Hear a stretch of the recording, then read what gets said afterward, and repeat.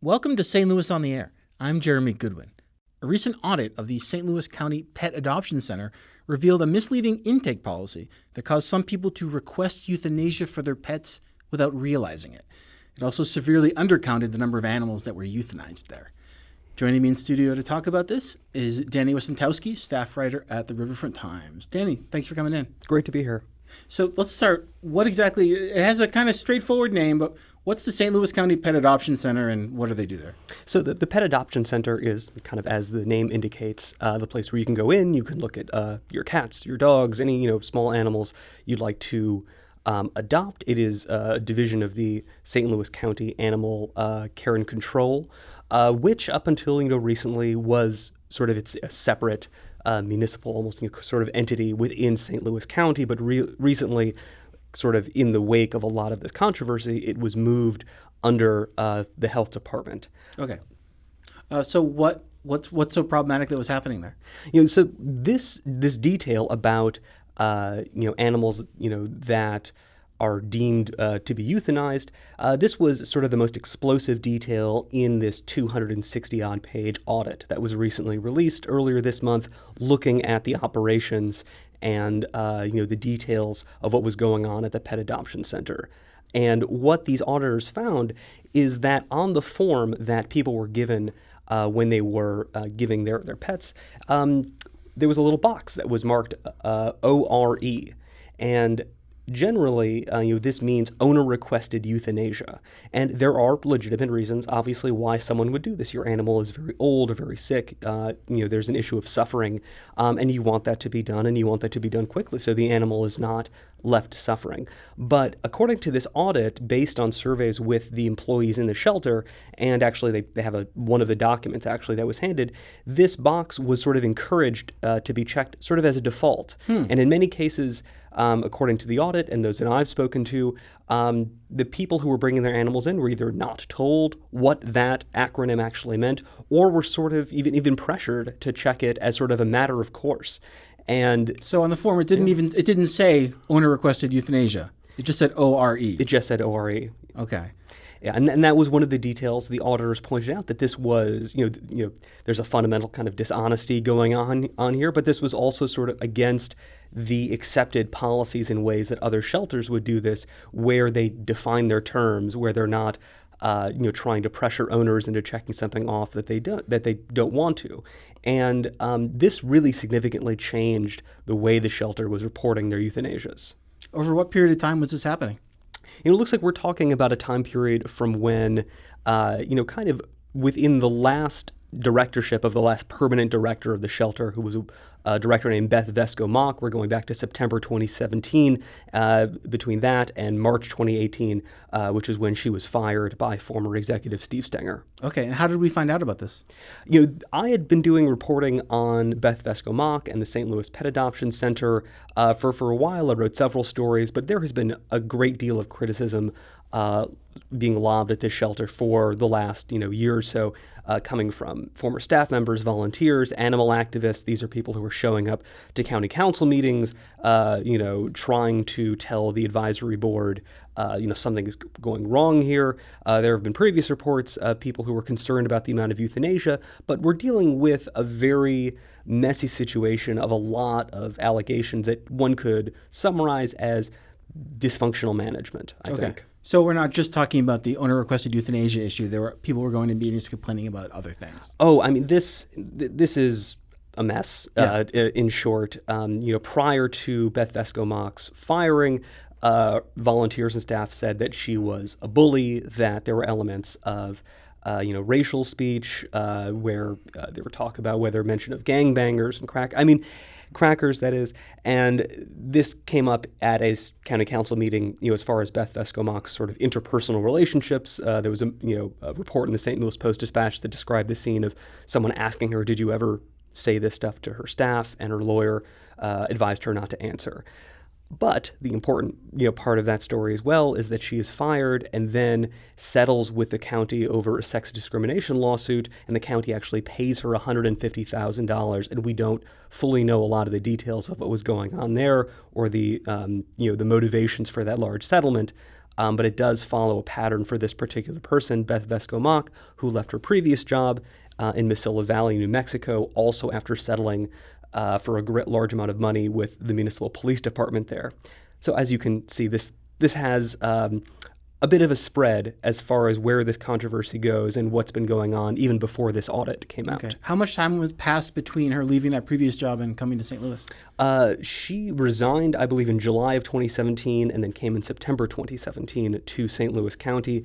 And it's notable, looking back at my previous reporting, when I spoke to, then the head of operations over the animal shelter, Glenn Powers, he said, look, she's a great hire and she's lowered the euthanasia numbers in Mesilla Valley. When Steve Stenger, was touting sort of the shelter, and this was part of the first report I did. A selling point was her history in lowering euthanasia rates. And that she had done so here in St. Louis County as well.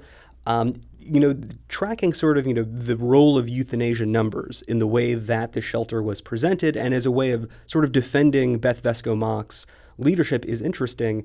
As you mentioned, Steve Stenger at one point credited sort of this cultural change that she had brought for drastically lowering the euthanasia numbers.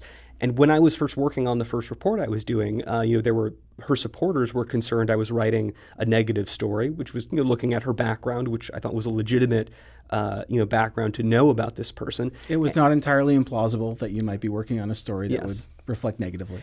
And I was contacted by one of the vice chairs for the pet shelter, and this person said, "Look, the euthanasia numbers are going down," and she sent me. This vice chair sent me a document showing the drastically lowered euthanasia numbers. And looking back at that document now, it only shows the shelter decision euthanasia numbers. Let's connect the dots between this ORE box and how that ends up resulting in lowered euthanasia rates. Right, and I think that's that is the main sense of why was this done, and what was the result. And so what it appears to be why this was done is that the shelter was reporting one set of statistics, which was the shelter decision euthanasias, which the shelter itself was going to say this dog or this animal is possibly violent. It may not be worthy for adoption for a number of reasons, including health or temperament. And like a lot of shelters, they have a limited amount of room. There are a limited amount of people who want to adopt, and there are some cases where they have to euthanize an animal.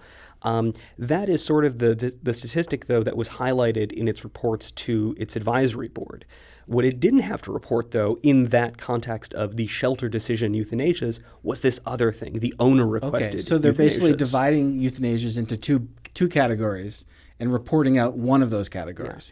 Yeah. And on a simple level, just reading the names of these two statistics, you would think, okay, one of these things sort of indicates what is the shelter's directive policy toward when it euthanizes animals. And the other is, how many owners are coming to the shelter saying, I need you to perform this very necessary, perhaps a traumatic decision, but this animal, this pet, should be euthanized.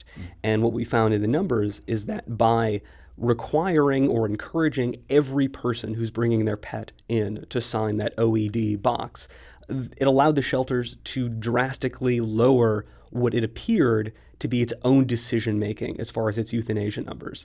And I think I should be clear that when some people read this story, they said, the shelter is hiding its euthanasia numbers, or they're, I saw some people sort of directly blaming Steve Stenger for this policy as well, that this is, killing animals intentionally.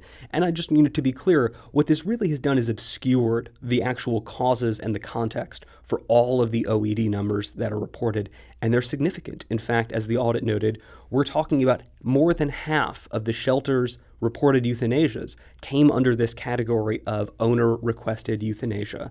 And so we don't really know how many of those were people who genuinely needed their animal or their pet put down for humane reasons. How many of them were animals that were given to the shelter for other reasons that the shelter later decided should be euthanized? We don't know the decision-making process. So it's not necessarily that they are over-euthanizing, but it's a matter of the numbers they're telling the public, right? Yeah. So when someone came to the shelter and said, how many animals did you euthanize last year? They were just giving that shelter decision, right, which was 602 cases in 2018, and not mentioning another 645 that were under that owner-requested box. Yeah, and so again, that's half of them. Yeah, no, that's it's about 51% of the shelter's total euthanasia cases were these owner-requested euthanasia, which we now understand is a category that doesn't actually tell us, how is this shelter operating? What is their euthanasia policy? What is happening when a pet owner comes in and just wants to give up their pet? Are they thinking it's for adoption? Is the animal sick? Are they, we just don't know. And the audit, again, sort of builds out this sense that there is a breakdown in the way that these animals are processed. And one of the big things, again, is that, an owner-requested euthanasia, you would want this animal to be put out of its misery fairly quickly. And the audit found that these euthanasias were only being performed on certain days of the week. And so sometimes you would have animals that seemingly genuinely should be put down for humane reasons that were waiting for days and days. And so you sort of see a breakdown in the intended purpose of euthanasia as a humane act to end animal suffering, and in the way that it was being used to divide the statistics to make this shelter look better, perhaps, than it really was. Danny, finally, what's going on there now? So the shelter has released an action plan along with this release of the audit. Some of them are clearly to have its euthanasia reporting policies, in line with other shelters. It wants to better the management and the training of its own staff. But this is a one-page action plan that followed a 268-page audit based on dozens of interviews. There is a lot of, I think, bad blood and consternation on the part of staff and volunteers who felt that they were mistreated by these administrations, and that the attempt to cover up the true euthanasia numbers has really broken a level of trust between pet owners, volunteers, and staff. I think there's a lot that the county pet shelter has to sort of fix, and part of that is with stability in its leadership. Well, Danny, we are out of time, but the good news for folks listening is we can continue to follow your reporting.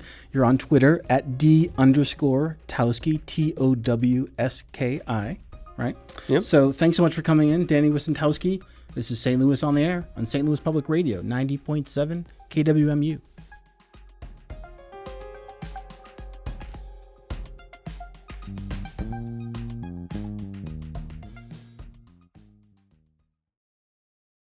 Support comes from the Missouri Forest Products Association, saluting Earth Day on April 22nd with an ongoing commitment to help offset carbon emissions with sustainable harvesting of Missouri forests. Details at choosewood.com.